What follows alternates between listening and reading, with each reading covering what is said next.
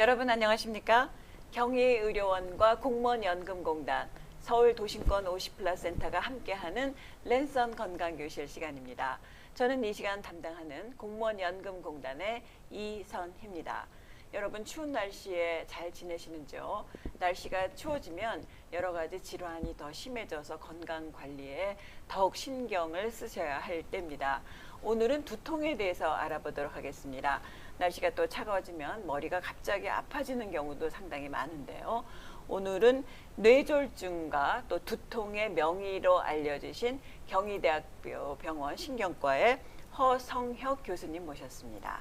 교수님 안녕하십니까? 네, 안녕하세요. 네, 저희 시청자 여러분께 교수님 한번 소개를 해주시죠. 네, 안녕하십니까? 저는 경희대학교 병원 신경과에 근무하는 허성혁입니다. 저는 주로 입원 환자들은 뇌졸중 환자들을 많이 보고 있고 외래에서는 이제 두통이나 어지럼증, 이제 신경과에 가장 많이 찾아오는 증상들 환자들을 많이 보고 있어서 오늘은 어떤 두통이 있을 때 병원에 가야 할지에 대해서 말씀을 드리도록 하겠습니다. 네. 우리는 가끔씩 머리가 아픈 적이 누구나 있으리라고 생각을 합니다. 그래서 머리가 아플 때는 지끈거리기도 하고 그리고 또 바늘로 찌르는 것 같은 그런 통증을 느끼게 되는데 그럴 때면 혹시 뇌졸중과 관련된 병이 아닌가 아니면 다른 심각한 질환은 아닌가 이렇게 걱정하는 경우가 많습니다. 그래서 오늘은 교수님과 얘기를 나눠보면서 병원에 꼭 가야 할 두통은 어떤 것인지 그리고 일반적인 만성 두통은 어떤 것인지 이런 점에 대해서 상세히 얘기를 나눠보도록 하겠습니다. 말씀 들으시면서 여러분께서 궁금하신 점이 있으시면 채팅창에 올려주시죠. 그러면 교수님께서 또 상세히 답변을 해드리겠습니다. 자, 그럼 교수님 준비해 오신 슬라이드 보면서 한번 얘기를 시작해 볼까요? 예. 네, 그런데 네. 지금 앞에도 저희가 말씀을 드렸습니다만 이 두통은 전 세계적으로 많은 사람들이 다 경험을 한 그런 병이라고 볼 수가 있을까요? 오늘 제가 이제 말씀드릴 내용이 이제 두통의 분류와 감별 진단, 어떤 식으로 환자를 보는지 그런 것들을 주로 말씀을 드릴 텐데 첫 번째로 이제 두통이라고 하면 굉장히 많은 사람들이 두통을 앓고 있습니다. 그리고 알아봤던 경험이 있을 테고요. 아마 지금 이 방송을 시청하시는 분 중에 두통이 한 번도 없었던 사람은 아마 한 명도 없지 않을까 그렇겠죠? 생각이 되어지고요. 네. 그래서 두통을 이제 영어로는 헤드에이크, 헤드페인, 뭐 세파랄자 이렇게 얘기를 하는데 이제 가장 흔한 두통은 이제 긴장형 두통, 양쪽 머리의 근육이 전체적으로 아픈 두통이 전체 인구의 한 3분의 1 정도가 이제 앓고 있는 걸로 돼 있고 우리가 편두통이라고 주로 많이 알려져 있는데 실제로 편두통이 꼭 한쪽만 아픈 건 아닌데 한쪽만 아픈 환자들이 좀 더 있긴 한데 편두통 환자도 전체 세계 인구의 한 6명 중에 1명 정도는 앓고 있는 걸로 되어 있습니다. 아, 그렇군요. 그러니까 전 세계에 있는 누구나 다 두통은 경험을 했다라고 봐야 되겠군요. 생각해요. 그렇다면 이렇게 만성적인 두통도 있고 또 꼭 병원에 가야 할 두통이 있는데 오늘은 어떤 경우 꼭 병원에 가야 할지 한번 얘기를 나눠보도록 하겠습니다. 자, 머리가 아프다 하면은 주로 머리 속에 어디가 아픈지 궁금하네요. 그래서 우리가 머리가 아프면 혹시 뇌에 이상이 있는 게 아닌가? 라고 이제 병원에 오시는 분들이 많죠. 다른 병원에서 머리 MRI나 CT 사진을 찍어가지고 가져오는 경우도 있고 또 두통이 있어서 뭐 건강검진센터 같은 데서 MRI 같은 거 찍었는데 아무 이상이 없다고 한다. 왜 그러냐? 그러면서 이제 오는 경우가 많죠. 결론부터 말씀드리면 뇌에 이상이 있으면 머리는 아픈 경우는 거의 없습니다. 아, 그런가요? 뇌에 이상이 있으면 머리는 안 아픈가요? 뇌 자체에는 통증을 인지하는 신경이 전혀 없어요. 예전에 제가 사실은 영화에 나오는 한 장면을 그림을 넣을까 하다가 이게 뭐 저작권 문제가 좀 있을까봐 제가 사진을 가져오진 않았는데 옛날에 한니발이라고 한 어떤 영화에서 어떤 사람이 다른 어떤 A라는 환자의 뇌를 이렇게 파가지고 요리를 해주는 장면이 나오면서 그 장면을 하면서 이 환자, 이분은 본인은 전혀 두통이 있지 않을 거다. 왜냐하면 머리에는 통증을 인지하는 신경이 없기 때문이라는 말을 하는 장면이 나오거든요. 굉장히 잔인한 장면이었는데 지금 여기서 이제 슬라이드에서 보듯이 머리 안쪽에는 뇌 자체에는 통증을 인지하는 신경이 없고 머리 안에 혈관이나 뇌를 싸고 있는 뇌수박이나 경막 같은 데 이제 통증을 인지하는 신경이 있고 그 다음에 머리 뼈 바깥쪽에 혈관이나 또 피부나 아니면 근육, 또 그 다음에 얼굴 주변에 이제 눈이나 이제 뭐 부비동 같은 그런 쪽에 이제 통증을 인지하는 신경이 있지, 뇌 자체에는 대부분의 문제가 없습니다. 네, 그렇다면 머리가 아프다 하면은 주로 뇌 외부에서 일어나나요? 예, 대부분의 그러니까 지금 오늘 제목이 병원에 꼭 가야 되는 두통인데, 그렇다면 병원에 가지 않아도 되는 두통이 90% 이상입니다, 사실은. 아, 네. 예, 병원에 가지 않아도 되는 네. 두통이 대부분이고, 하지만 이제 정말 중요한 뇌질환이나, 그러니까 예를 들어서 뭐 머리가 아파서 사진을 찍었더니 뇌종양이 나온다. 이거는 어떤 경우냐면, 뇌 자체에 만약에 뭐 종양이 있거나 그랬을 때 이게 점점점 커지면 그 커진 것 때문에 뇌수막이나 혈관이나 병막이나 이런 데가 눌리면서 두통이 생기는 네. 거지, 그거 자체가 처음에 사이즈가 작을 때는 절대 두통을 일으키지 않습니다. 네. 그러면 도대체 두통은 왜 생기는지 그 원인이 상당히 궁금한데요, 교수님. 네. 그래서 두통의 원인은 아까 얘기했던 그 전 슬라이드에서 보셨던 그 구조물들, 예를 들면 뇌수막염이 있다. 그러면 수막 자체에 염증이 있으니까 그럴 때는 굉장히 머리가 아프거든요. 환자가 많이 토하고, 혈관이 찢어졌다. 혈관이 터졌다. 안에. 그럴 때는 이제 직접적으로 그 혈관 때문에 아니면 그 뇌수막 때문에 통증이 심하게 발생하기 때문에 그렇게 직접적인 자극에 의해서도 두통이 생길 수 있고, 아까 말씀드렸듯이 뇌종양이라든지 뇌졸중으로 인해서 뇌경색이 생겨서 뇌가 부어서 그 통증을 인지하는 신경이 눌려가지고 이제 간접적으로 두통이 있을 수가 있고, 그리고 대부분의 두통을 차지하는 네. 원인이 없는 두통이 전체 두통의 한 95% 정도 되지 않을까 싶습니다. 원인이 없는 두통이라 네. 상당히 좀 애매하네요. 네. 원인이 없다고도 얘기할 수 있고, 원인이 명확하게 밝혀지지 않은이라고 얘기를 해야 되겠죠. 예를 들면 그럼 어떤 그러니까 뭐 게 있을까요? 편두통 같은 것들이죠. 예, 그런 것들은 어떤 가설들은 있습니다. 어떤 가설들에 의해서 뭐 영어로서 죄송한데 CGRP라고 하는 칼시토닌진에 뭐 작용하는 이런 어떤 신경 전달 물질을 자극하는 거에 의해서 두통이 생길 거라고 하지만 그거를 입증할 수 있는 방법은 없습니다. 사진이라든지 아니면 다른 피검사라든지 이런 거를 통해 가지고 진단을 할 수는 없는 네. 그런 두통이 사실은 대부분의 두통이 되겠습니다. 그렇군요. 네. 지금 여러분께서는 경희대 신경과의 허성혁 교수님 모시고 두통에 대한 전반적인 얘기를 나눠보고 있습니다. 혹시 평상시에 머리가 아프시거나 또는 머리가 아프다가도 또 괜찮다가 이런 일이 반복되거나 하여튼 그래서 기분이 별로 좋지 않은 경우가 많으실 텐데요. 궁금하신 점 저희 채팅방에 올려주시면 상세히 답변을 해드리겠습니다. 자, 자홍이라는 분이 벌써 올려주셨네요. 만성 두통 인지를 한 지 거의 한 달이 넘게 두통을 거의 매일 달고 사는데 혹시 뇌종양인가요? 하고 이런 질문을 네. 하셨습니다. 그 뇌종양의 가능성이 있냐고 물어보면 없다고 얘기할 수는 없습니다. 그런데 네. 뇌종양이 있다면 가장 먼저 생기는 증상은 두통은 아닙니다. 그 그래요? 뇌종양이 생긴 위치에 따라서 그 위치가 어떤 신경이 지나가느냐에 따라서 그게 뭐 한쪽에 힘이 빠지는 걸 수도 있고 말이 어둔해질 수도 있고 아니면 뭐 어지럼증이 생길 수도 있고 그렇지. 그러니까 뇌가 하고 있는 뇌가 어느 부분에 따라서 기능이 굉장히 다 다르지 않습니까? 그래서 그 기능이 먼저 떨어지는 게 먼저입니다. 그렇기 때문에 뇌종양이 있다고 했을 때 두통이 먼저 생기는 경우는 사실은 대부분 없어요. 네. 다른 이제 국소 신경학적 증상이라고 하는데 뭐 한쪽이 힘이 빠진다든지 하는 그런 증상이 먼저 생기고 나중에 가서 두통은 그러니까 훨씬 더 나중에 생기는 경우가 대부분이라고 보시면 됩니다. 그럼 장홍 씨 같은 경우에는 어떻게 이렇게 처리를 해야 됩니까? 일단 만성 두통이 어떤 두통인지를 알아야 됩니다. 그래서 아까 얘기했던 그런 원발성 두통에 해당되는 건지 네. 그 다음에 또 다른 2차적인 원인에 의한 건지를 이제 진찰을 통해서 감별해야 되고요. 오늘 강의하는 중간을 통해서 네. 그러한 얘기들을 해드릴 거고, 이제 국제 두통 질환 분류가 네. 2018년도에 나온 걸 보면 두통은 결국 1차성 두통, 우리가 고혈압 같은 경우도 네. 전체 고혈압 환자의 한 98%는 원인이 없거든요. 뭐 살이 찌고 나이가 들고 그러면 점점점 고혈압 환자가 늘어나지만 그 원인을 알 수 없지 않습니까? 두통도 마찬가지입니다. 원인을 알 수 없게 편두통이든 긴장두통 이런 게 생길 수 있고 그런 원발 두통이 있고요. 그 다음에 원인이 명확하게 있는 두통이 있습니다. 2차 두통은 아까 얘기했던 뇌종양도 원인이 있는 두통이 있을 수가 있겠고요.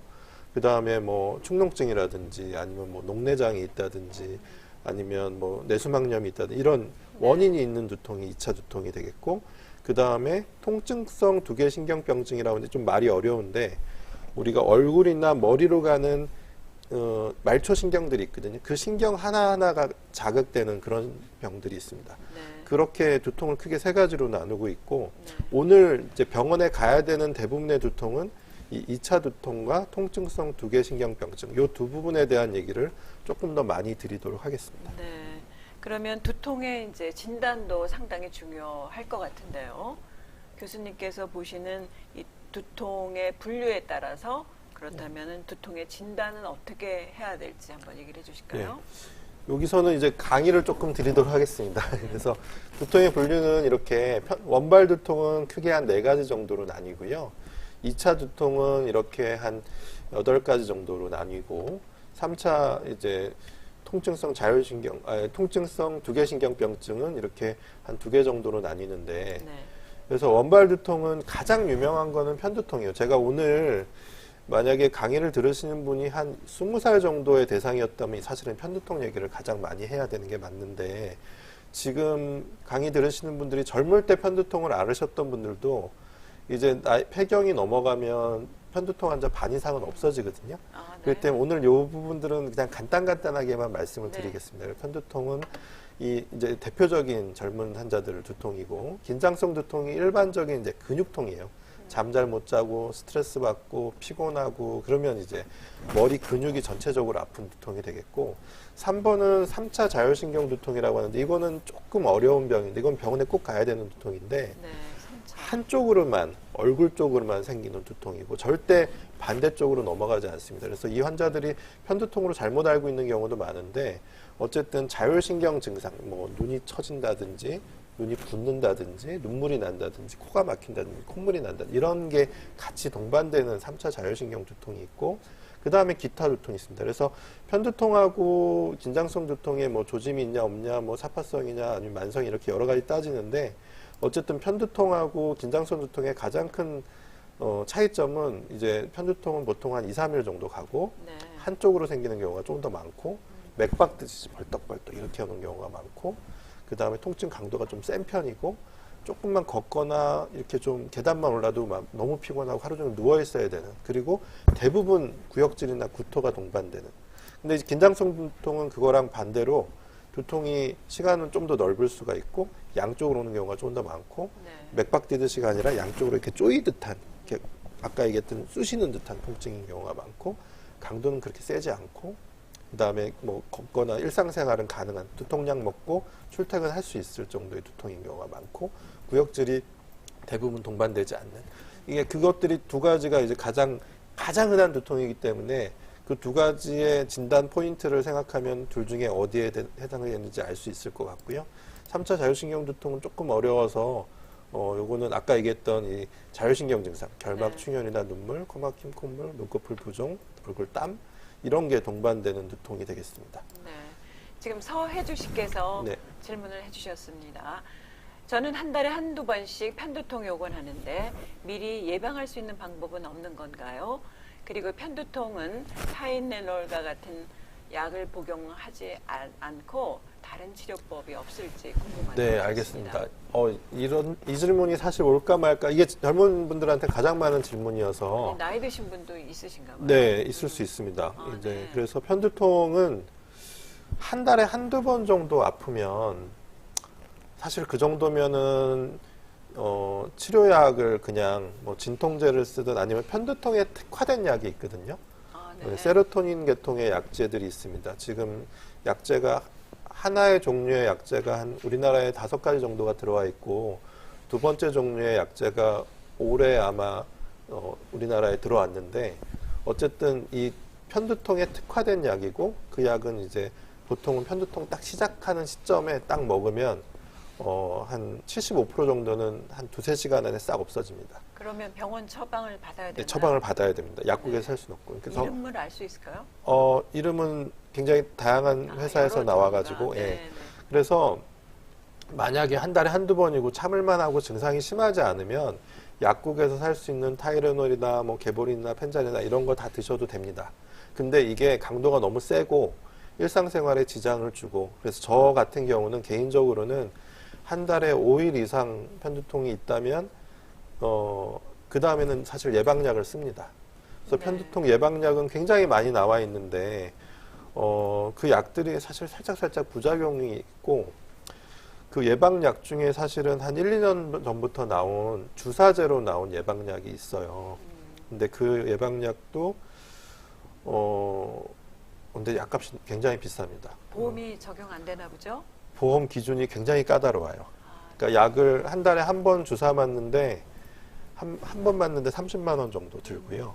우리나라에 두 가지 약이 들어와 있고, 근데 보험 기준은 6개월 동안 매일 일기를 써서 3개월 이상 두통이 있는 사람만 약이 보험이 되게 돼 있어요. 그러니까 굉장히 생활이 힘든 거죠. 그리고 예방약을 3가지 이상 매일 먹는데도 불구하고 그렇게 아픈 사람이니까 사실 보험 처방받기는 굉장히 어렵습니다. 보험 된 지 이제 두세 달밖에 안 됐거든요. 그래서 만약에 이제 이제 한 달에 정말 많이 아픈 분들은 그런 약까지 쓰게 되면, 그 약들을 쓰면 한 달에 뭐 보름 이상 아팠던 분들이 한 달에 한 번 정도, 2번 정도밖에 안 아프게 되니까 정말 필요한 분들한테는 그 약을 쓰게 되기도 하지만, 대부분의 경우는 아까 얘기했던 일반 진통제나 아니면 딱 두통 생기자마자 쓸 수 있는 그런 세로토닌 계열의 약을 쓰는 게 그게 좀 더 맞을 것 같습니다. 네, 근데 서혜주 씨는 혹시 약 복용 말고 다른 치료법이 없을까요? 하셨는데 다른 치료법은 없나요?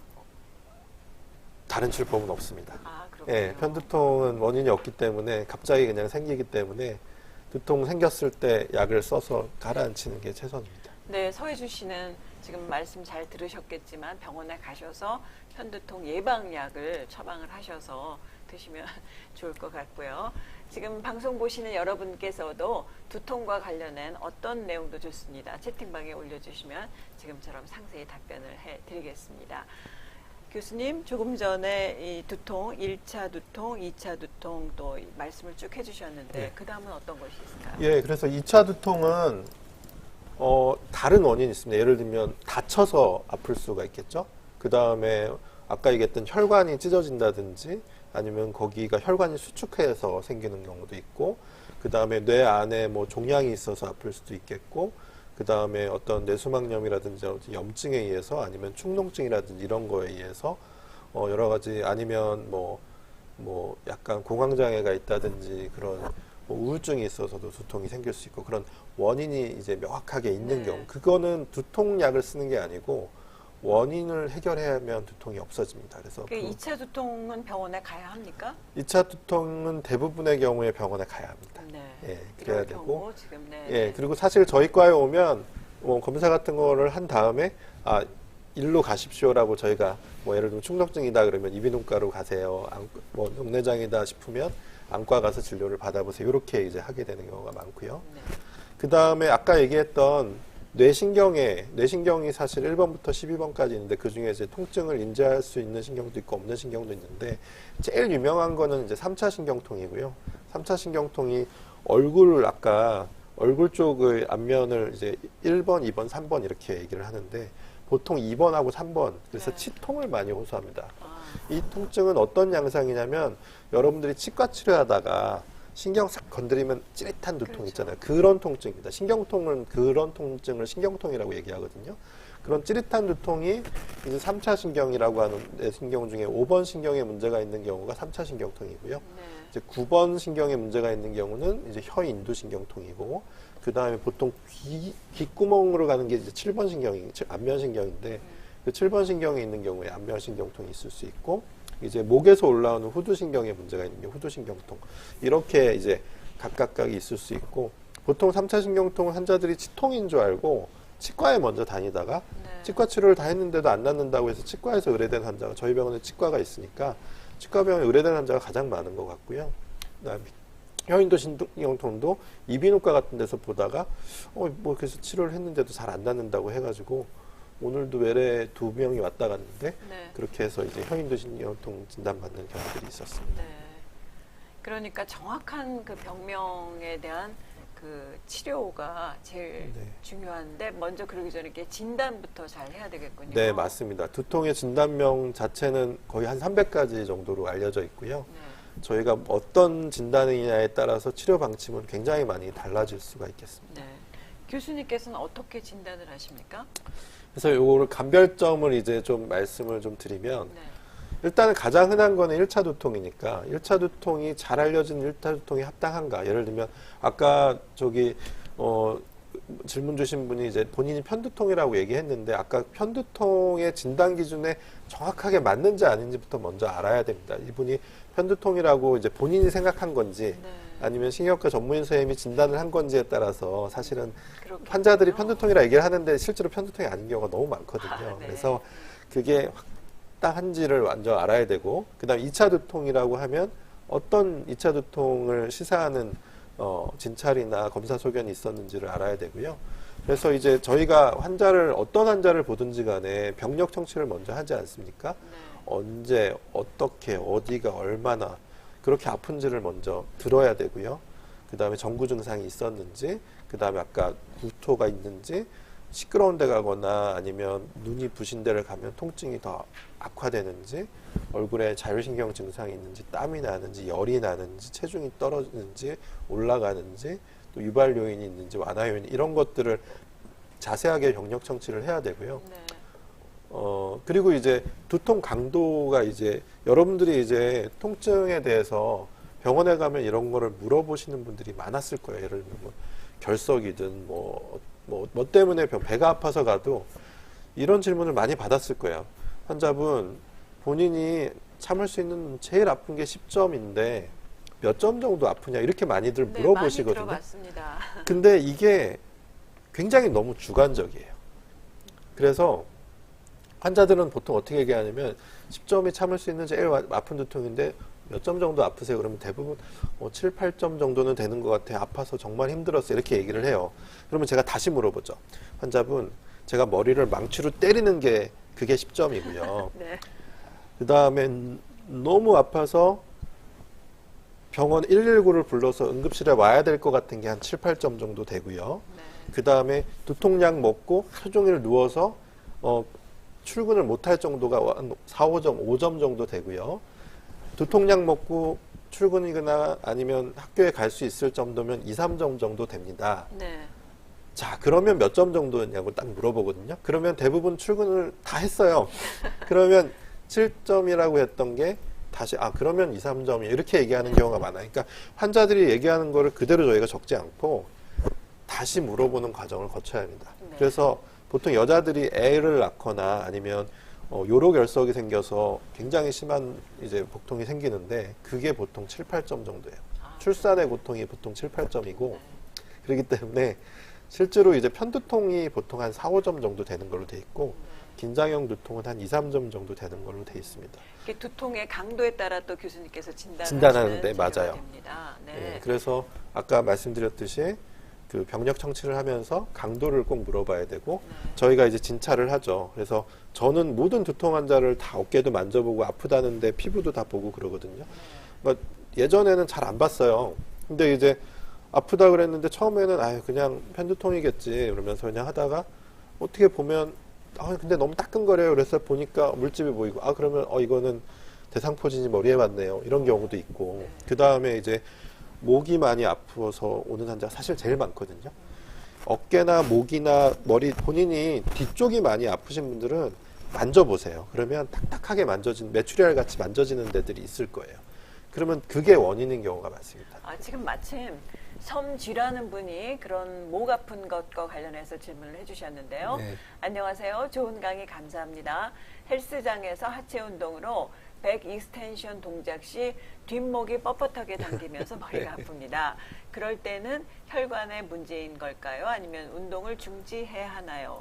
비슷한 질문을 하셨어요. 네. 그래서 병원에 외래 사실 대학병원의 두통으로까지 찾아올 정도면 사실 심한 환자들이 많이 오는데도 불구하고 사실 가장 많은 두통 환자들은 사실 경추성 두통인 경우가 제일 많아요. 보통 뒷목이 당긴다. 예, 그래서 이제 요즘 특히 이제 젊은 사람들도 그렇고 이렇게 핸드폰을 이렇게 고개를 숙이고 보고 공부한다고 맨날 이렇게 고개 숙이고 하고 이제 이러다 보니까 그리고 집안일 많이 하셔서 설거지도 항상 고개 숙이고 하고 그러잖아요. 그렇기 때문에 뒷목이랑 이제 어깨 근육, 목 근육, 머리 근육은 이렇게 연결이 다 돼 있거든요. 네. 그래서 만져보면 또 대부분 딱딱하게 만져진 데가 있고 압통이 있고 그래요. 그래서 그런 분들은 그쪽 때문에 이제 근육이 갑자기 긴장하면서 그러면서 아픈 경우가 많고 이게 우리가 잠을 잘못 자가지고도 이렇게 딱 아픈 경우 있잖아요. 그리고 고개도 잘 안 돌아가고 그런 두통인 경우가 사실 많아요. 그래서 그런 경우는 혈관의 문제인 경우보다는 근육 문제인 경우가 훨씬 더 그러면 많고 지금 그렇습니다. 섬지 같은 분은 운동은 일시 중지하셔야 되나요? 저는 사실은 이럴 때는 이 마사지를 좀 받고 네. 근육을 이완을 좀 많이 시키는 게 중요해요. 그러니까 근육이 너무 긴장했을 때는 그때는 운동을 조금 쉬어야 되는 것도 필요할 수 있습니다. 그래서 이럴 때는 근육을 좀 이완을 시켜주고 근막을 좀 마사지를 해주고 스트레칭을 좀 해주는 그런 운동을 조금 더 해주는 게 그게 좀 좋을 것 운동을 같아요. 약간 좀 달리 네네. 근육을 네, 풀어주면 네, 도움이 그렇게 된다. 운동을 좀 보통 권하고 있습니다. 그러시군요. 예.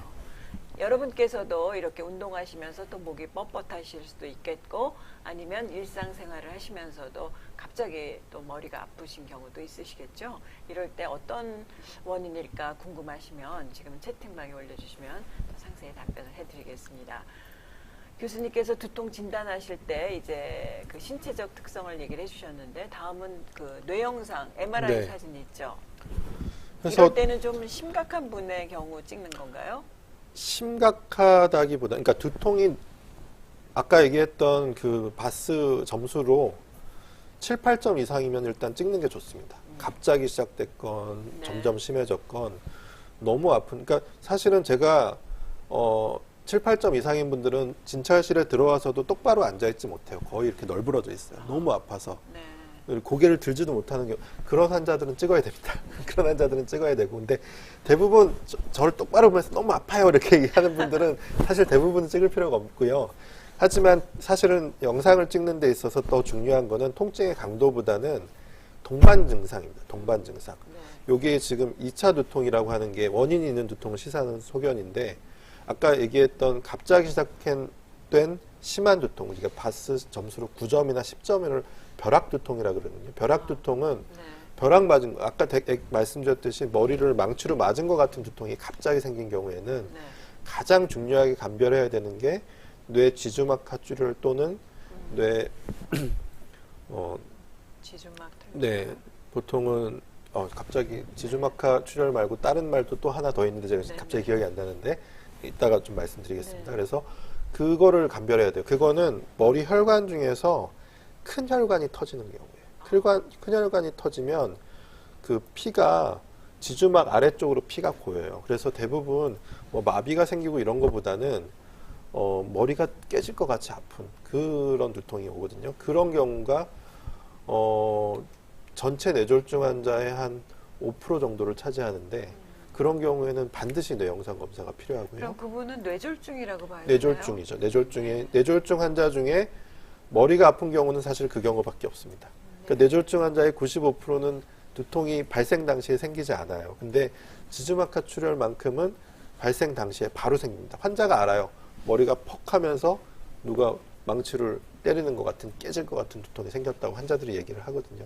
제가 잘 아는 친구의 경우 갑자기 머리가 아파서 이제 병원 가서 MRI를 찍었는데 MRI 상에는 아무 이상이 없다고 했는데 네. 그런데도 가끔씩 이렇게 바늘로 찌르는 것처럼 아프다 하면은 이거는 뇌주막 아까 지주막하 출혈은 아니군요. 아닙니다. 예. 그리고 그분은 갑자기 생긴 것지만 머리 혈관이 터질 것 같은 두통이 아니라 찌르는 것 같은 네. 두통은 약간 다른 두통이에요. 어떤 그건 대부분 머리 거죽의 문제예요.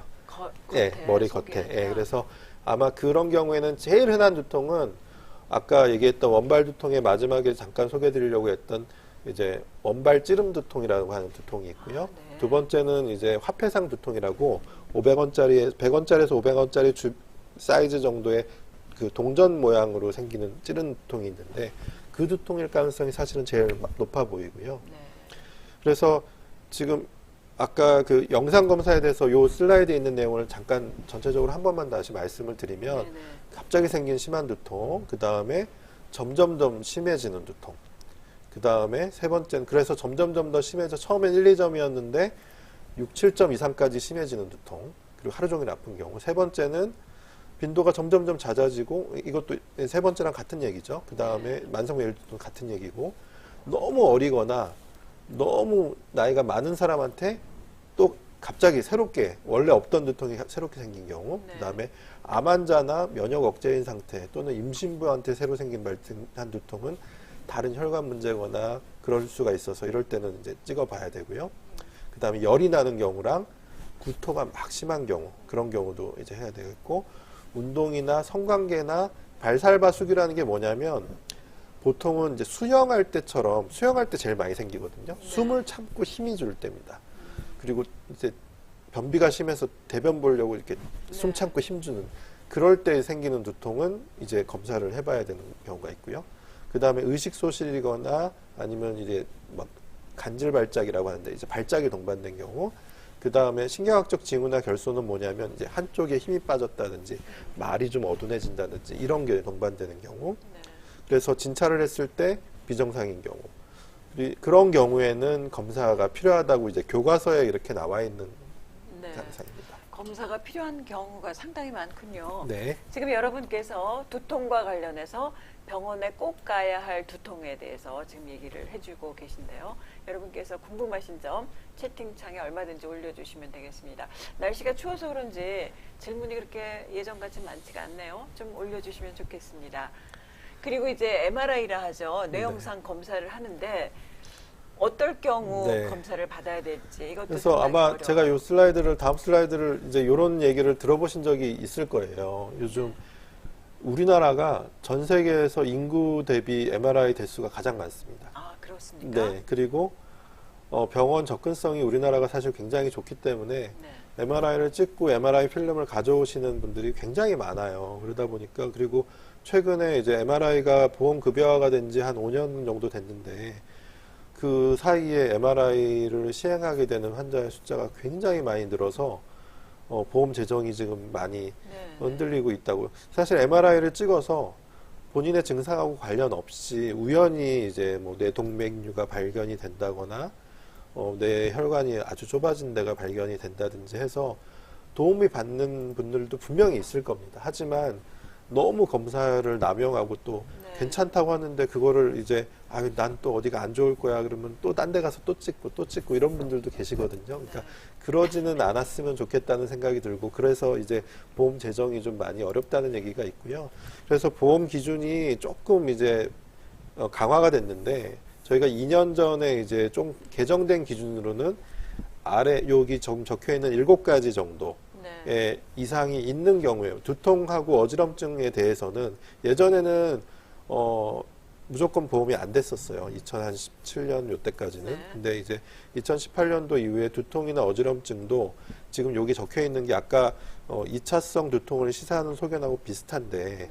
벼락 두통인 경우나 울렁거림이나 토하고 열난다든지 어지럼증이 그중에 2가지 이상이 동반되거나 발살바에 의해서 두통이 악화되거나 그 다음에 편두통이나 군발두통이 이제 있으면서 확인이 필요한 이런 특정한 경우에만 이제 보험으로 처방을 할 수 있게끔 지금은 약간 개정이 돼 있습니다. 아, 네. 네. 그러니까 본인이 MRI를 찍어야 될 경우 지금 말씀하신 이런 경우에 해당되는지를 1차적으로 한번 본인이 판단을 하셔야 되겠네요. 만약에 이런 데 해당되지 않으면 저는 이제 환자분 지금 MRI를 찍어서 확인해 볼 수 있는데 환자분 지금 말씀하신 증상으로는 보험 급여는 받기 좀 어렵습니다라고 얘기하면 환자분들이 왜 보험 안 되냐고 딴 데서는 된다 그랬는데 막 이렇게 얘기를 하는 경우가 많은데 사실 이런 기준이 있다는 거를 이제 알고는 계시는 게 도움이 될 것 그러면 같습니다. 언뜻 드는 생각이지만 나는 MRI를 찍고 싶은데 저 기준에 해당되지 않는다 그러면 네. 의도적으로 아프지도 않은데 어디가 아프다 얘기할 수도 있지 않나요? 저는 환자분들이 뭐 그렇게 거짓말을 하지는 않지 않을까 하는 생각을 그렇죠. 본인의 사실 환자들도 원하는 거는 정확한 진단이니까요. 그렇죠. 본인의 없는 증상을 뭐 갑자기 나 여기 힘 빠져서 머리 사진 찍어야 된다라고 이렇게 네. 거짓말은 하지는 않지 않을까 싶습니다. 그렇죠. 네, 그래서 이제 MRI를 다 찍어보고 선생님께서 진단을 내리시는데 그러면 환자 접근을 어떻게 하시는데요? 예, 그래서 아까 얘기했던 이런 결국은 진단이 가장 중요하거든요. 그렇죠. 진단이 뭐 머리가 될 수도 있고 아니면 다른 데도 있을 수도 있으니까 일단 통증 지속 시간을 환자분들이 일단 아시는 게 중요합니다. 통증의 강도가 갑자기 팍 이제 아까 얘기했던 바스 점수로 7, 8점 이상 올라가는 경우 네, 갑자기. 이렇게 생기는 경우가 있을 수 있고 네, 천천히 증상이 올라가다가 천천히 내려가는 이런 양상의 네. 두통이 있을 수가 있고 아주 짧게 찌르는 두통이 있을 수 있습니다. 네. 그래서 이 세 가지에 따라서 감별해야 될 질환들이 두통 질환들이 있겠고요. 네, 이런 경우에는 대부분의 경우에 머리 사진을 찍어봐야 됩니다. 이런 경우는. 네. 그리고 이런 경우하고 이런 경우는 대부분 찍지 않아도 되는 경우가 많습니다. 이제 갑자기 왔다가 소멸이 되나요? 네네네. 음, 잠깐씩 있는 경우죠. 네. 그래서 우리가 벼락두통이라고 하는 게 머리를 이제 망치로 맞거나 벼락 맞은 것 같은 두통인데 그게 이제 거미막이 터지는, 그러니까 거미막하, 아까 지주막하 출혈이 같은 네. 말이거든요. 아까 거미막이라는 말이 생각이 안 나서. 아, 네. 예, 거미막, 지주막은 같은 말인데 그래서 이제 머리 안에 있는 큰 혈관이 터지는데 대부분의 경우에는 머리 안에 뇌 동맥류라고 하는 게 네. 있는 경우가 많고 이게 약간 유전이에요. 그래서 부모님 중에 한 명 정도 있으면 한 4명 중에 1명 정도 있을 수 있다 이렇게 얘기를 하거든요. 그래서 전체적으로 이 동맥류를 가지고 있는 거는 전 인구의 한 5% 정도 가지고 있고요. 그분들 중에 한 1% 정도, 그러니까 5% 중에서 1%, 그러니까 5명 중에 1명 정도가 출혈이 생겨요. 그래서 이 동맥류가 있으면 이게 사이즈가 너무 크다든지 모양이 안 좋다든지 네. 아니면 위치가 잘 터지는 위치라든지 이러면 이제 그거를 미리 수술을 한다든지 시술을 해서 이 출혈을 예방할 수가 있습니다. 그 다음에 가역 뇌혈관 수축 증후군은 이거는 병명이 나온 지 한 20년 정도밖에 안 됐어요. 그 전까지 모르다가 하도 MRI를 많이 찍어가지고 우리나라에서 이제 이게 가장 연구가 많이 되어 있는 건데 뇌혈관이 갑자기 수축하는 그런 병이에요. 이것도 비슷하게 아파요. 그래서 굉장히 심하게 아프고 좋아지는 이 경우도 이제 머리 사진을 찍어봐서 이제 감별을 할 수 있고 오늘 외래에서는 한 명이 일어난 적가 있었고요. 네. 이제 원발 벼락 두통은 아무 원인 없이 이렇게 아픈 경우, 그다음 기침할 때, 그다음에 성관계 했을 때 아픈 두통도 이런 식으로 아플 수 있어요. 그래서 이런 경우에는 특성이 대부분은 있군요. 이제 사진을 찍어봐야 되는 경우가 되겠고. 자, 네. 그가 마시기 전에 네. 이루 씨께서 지금 상담 문자를 주셨습니다. 이틀째 새벽 두통으로 잠을 깼습니다. 새벽 3시에서 5시 사이에 두통이 있었고 그 후에는 약을 안 먹어요. 약을 안 먹어도 사라진다고 하셨습니다. 검색해보니 새벽 두통은 뇌종양 의심으로 나와서 혹시 검사를 해야 하나 해서요 라고 하셨고요. 또 뇌종양 의심 외에 어떤 경우 새벽 두통이 있는지 알고 싶다고 하셨습니다. 새벽에 생기는 두통 중에 가장 흔한 두통을 하나만 꼽으라고 하면 코골이에요. 아, 코골이요? 예. 네네. 그래서 밤에 잘 때 코를 골다가 무호흡이 생기면서 그러면서 이제 몸에 힘이 막 들어가거든요. 그러면서 이제 몸을 이렇게 뒤척이면서 이제 숨을 이제 잘 쉬게 되는 네. 경우가 많은데 그래서 새벽 두통이 있는 경우는 일단은 코골이가 있는지 체중이 얼마나 되는지 네. 그걸 한번 확인해 보고 무호흡증이 있는지를 보셔야 네. 되고요. 두 번째는 혈압 같은 게 있어도 새벽에 혈압이 많이 올라가거든요. 그래서 고혈압이 있는데 만약에 치료를 받지 않고 있다고 한다면 이런 경우에 병원에서 혈압 체크를 해보시고 네.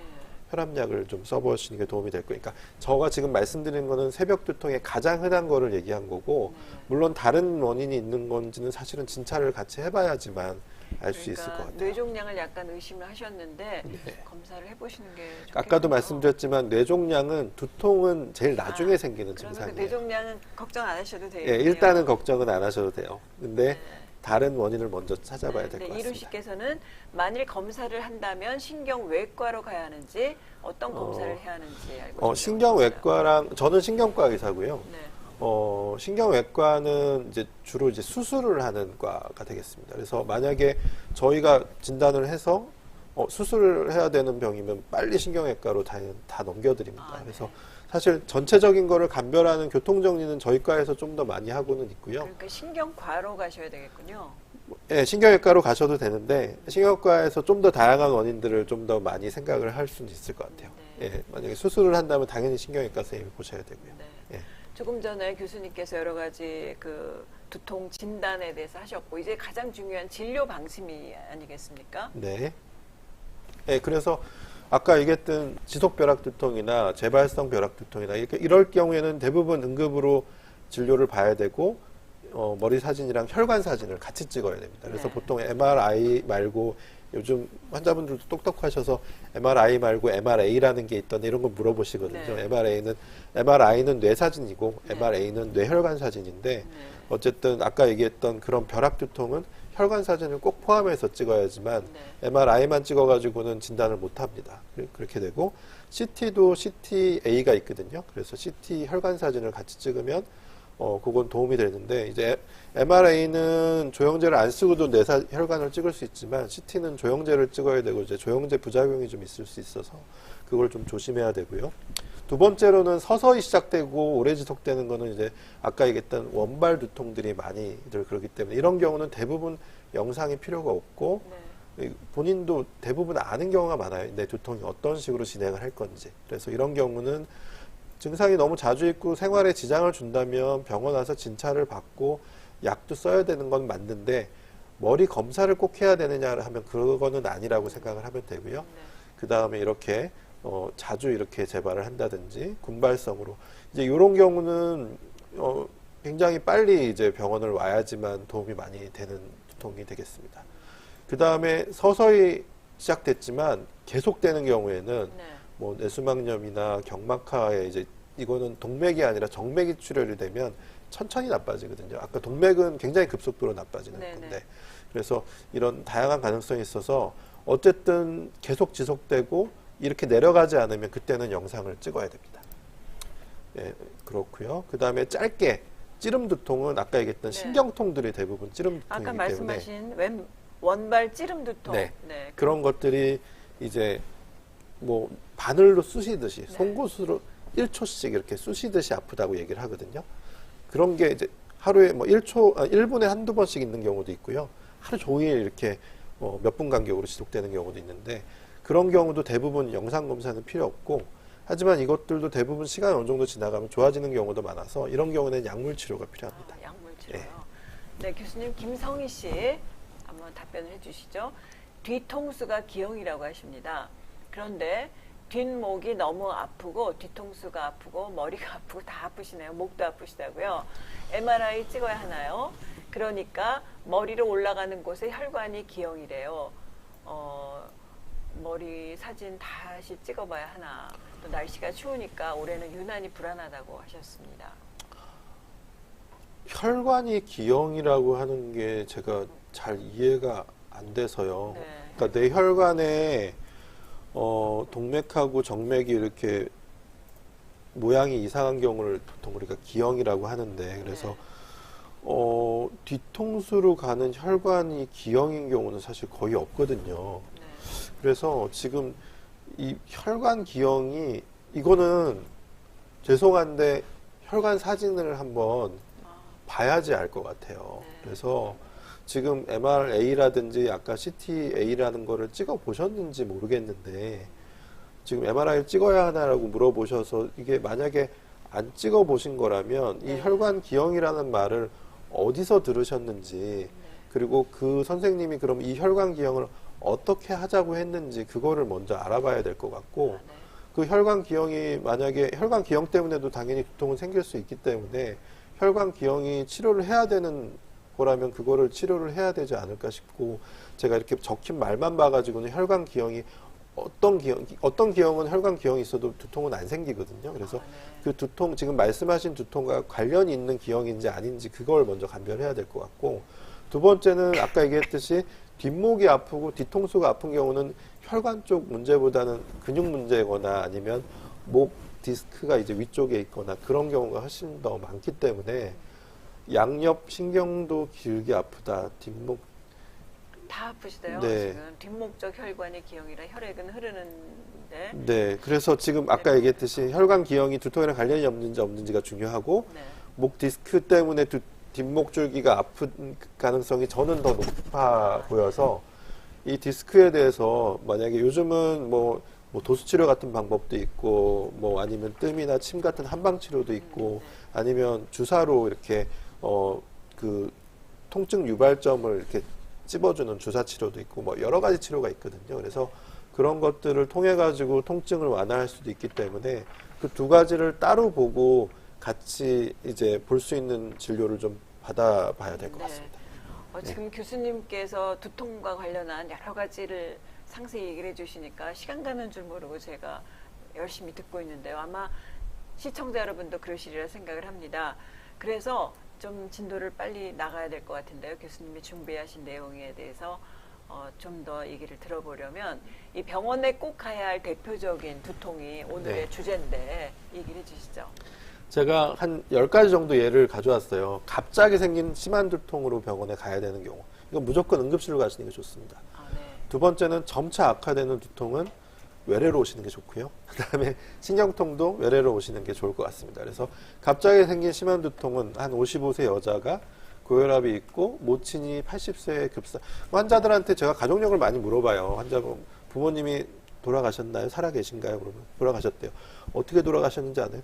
뭐 70대 한 살 정도 노안으로 노안이라는 병명은 없습니다. 노안으로 돌아가는 사람은 한 명도 없어요. 네. 그래서 갑자기 돌아가신 거면 사실 심장마비 아니면 뇌출혈이거든요. 네. 지주막하 출혈이거든요. 그래서 이렇게만 이제 얘기를 하는 경우가 많은데 두통은 갑자기 생겼고 바스 90점 양쪽으로 맥박 뛰듯이 구역질 구토가 동반됐고 진통제에도 반응이 없고 의식이 이렇게 막 이렇게 졸려하면서 처음에는 안 그랬다는데 응급실에 도착했을 당시에는 말도 어둔하고 의식도 좀 졸려하는 그리고 전신에 힘도 빠져 있는 네. 그런 양상에 이런 사람은 이제 빨리 사진을 찍어봐야 되고 이렇게 CT를 찍어보니 이미 이 지주막 주변으로 여기 머리 바깥쪽에 네. 이 뇌수막 있는 쪽으로 이제 이러면 두통이 정말 심하거든요. 그리고 이렇게 혈관이 이런 꽈리가 없어야 되거든요. 네. 그래서 이 꽈리를 안에 이제 코일을 해가지고 없애버린 건데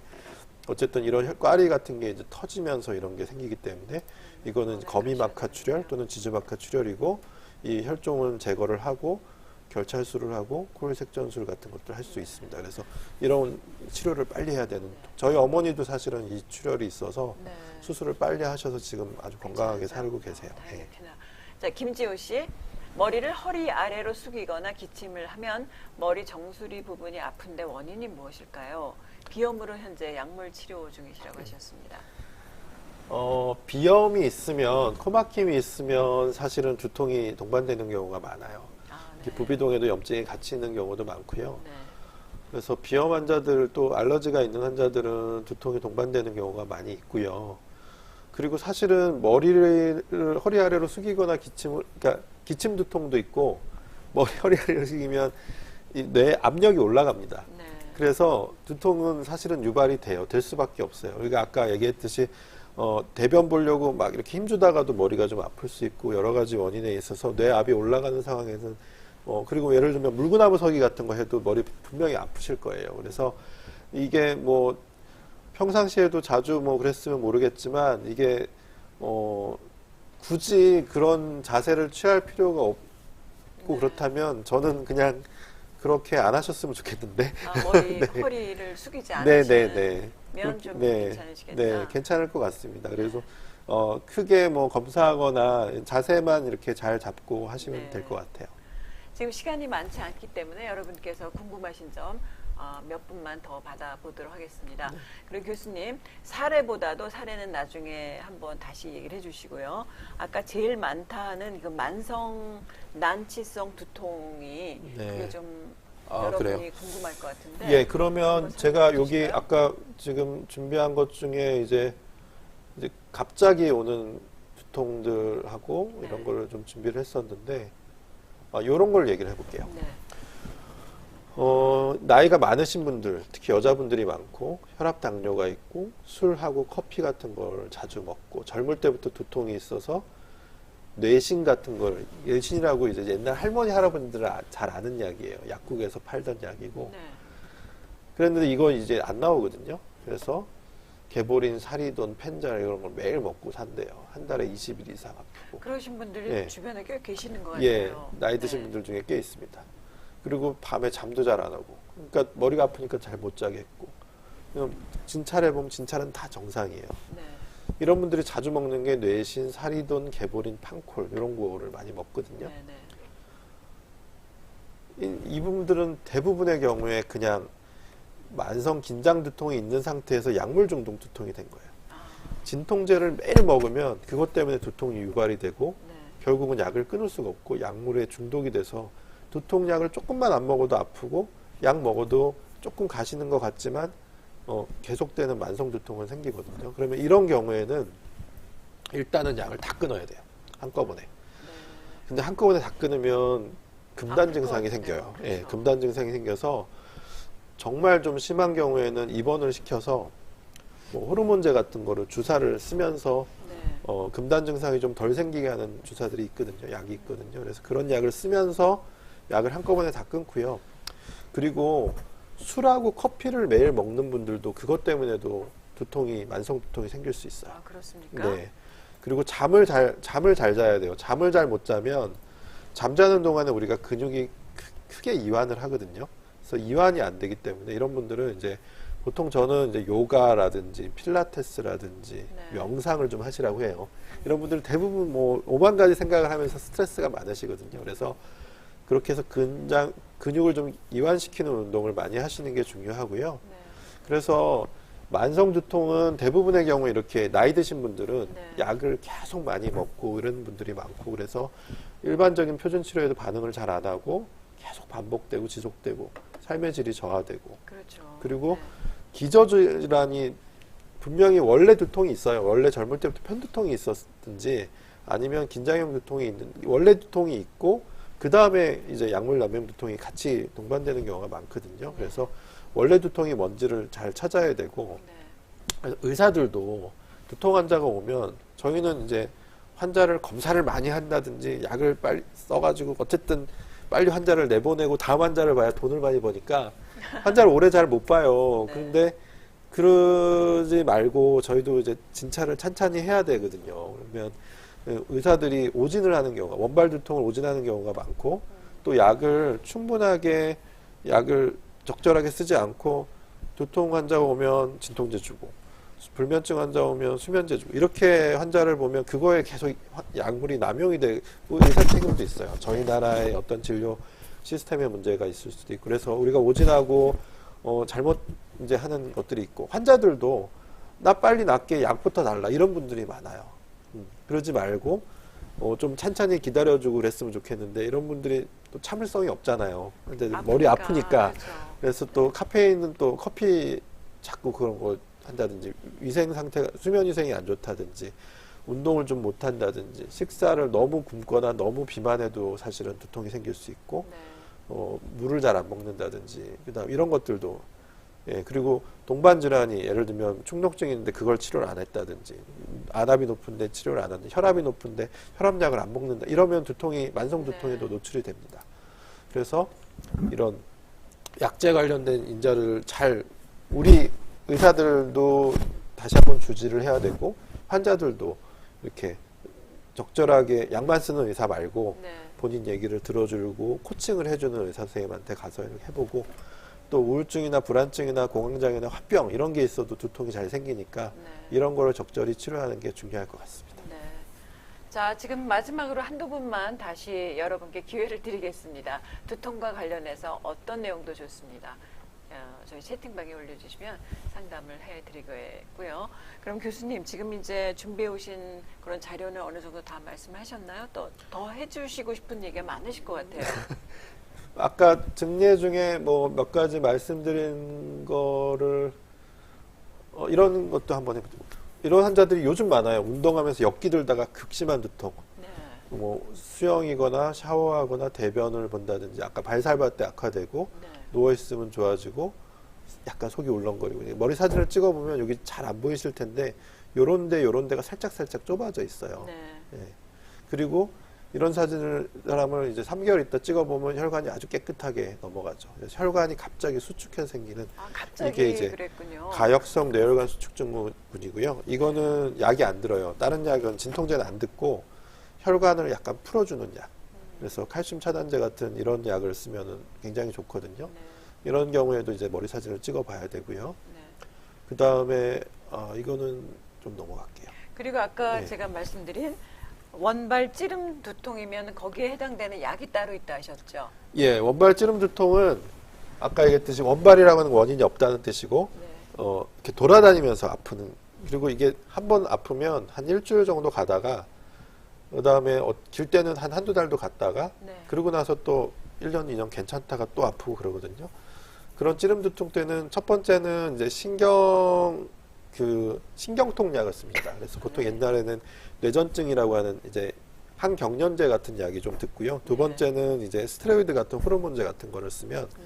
그 두 개를 같이 쓰면 대부분의 경우에 90% 정도는 1, 2주 안에 다 좋아질 수가 있어요. 네. 그래서 그런 것들 조심해야 될 것 같고, 네. 그 다음에 이런 경우 54세 여자 환자인데 자가면역 간염이 있어서 스테로이드를 네. 쓰고 있었고 2주 전부터 두통이 점점 심해졌고, 제가 이게 한 3개월 전쯤 봤던 환자인데 주로 오른쪽 앞쪽이 아프고 점점 나빠지는 두통은 사진을 찍어봐야 돼요.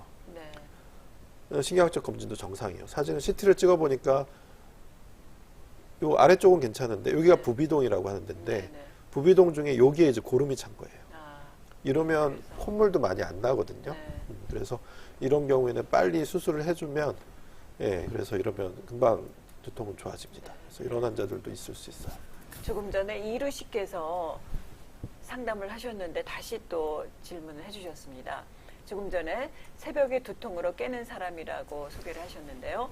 몸무게는 현재 평균인데 수면 무호흡은 생각을 못했다고 하셨어요. 잠은 잘 자는 것 같은데 수면 무호흡과 두통이 연관이 큰가요? 라고 질문하셨습니다. 새벽에 생기는 두통이랑은 연관이 큰데 네. 잠을 본인이 잘 자는 것 같은데 본인은 모를 수가 있어요. 코골이라든지 무호흡은 본인이 모를 수가 있어서 네. 이제 같이 사시는 분한테 물어봐야 됩니다. 그러니까 네. 같은 방에 만약에 동거인이 있으시면 그분한테 좀 물어보시고, 아니면 뭐 가족이 옆방에 있거나 아니면 뭐 부모님이나 아니면 자제분들이 있으면 잠잘 때 이렇게 숨이 이렇게 탁 막히는 그런 게 있는지를 네.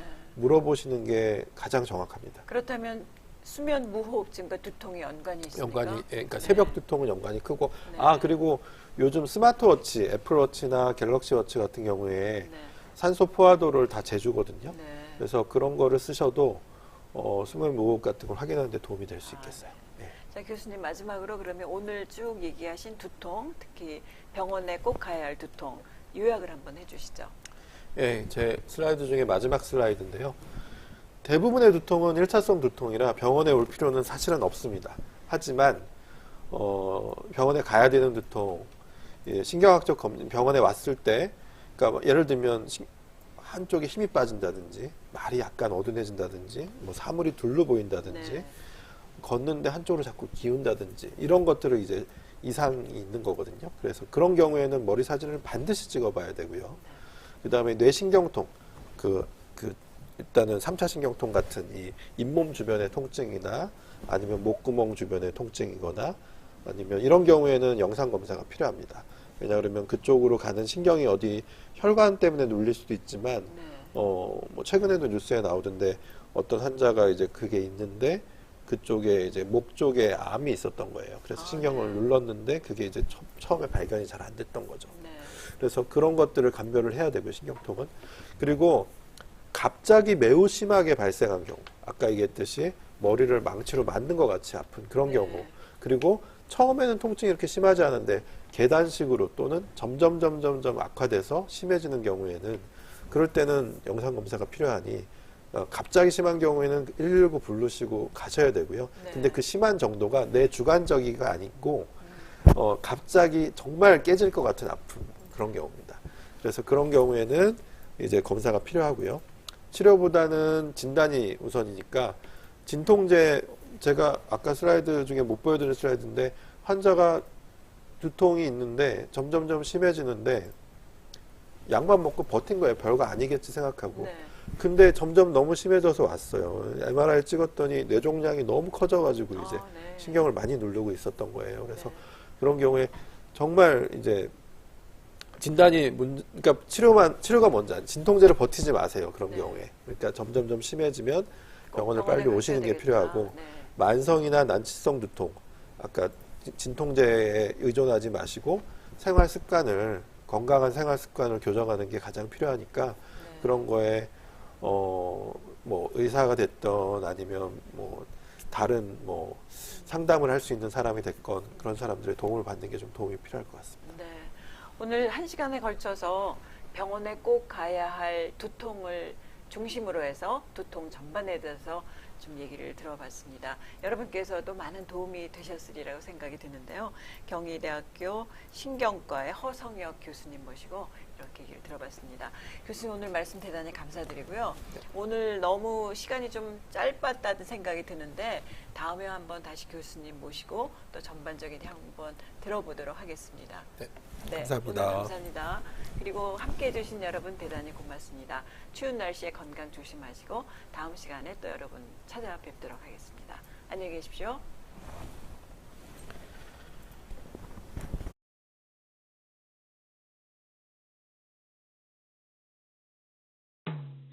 공단 유튜브 구독과 좋아요도 부탁드려요. 공무원